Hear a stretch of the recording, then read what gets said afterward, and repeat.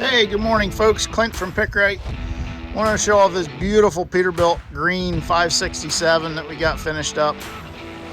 Cummins in it, 18 speed, just a real nice build. As you can see, a lot of axles on it. 7-axle truck, designed for oil and gas use.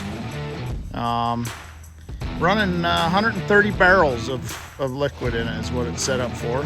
So pretty common setup in the oil and gas. Fruitland 500 down here on the frame. Their Eliminator package. Just a nice clean setup there. Toolbox up in the hose tray. Blow down valve in the top.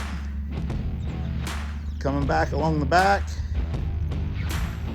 Small truck.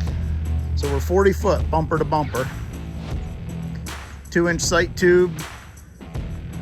Drip pan, sump with a catch box, grounding reel, some work lights, strobe light.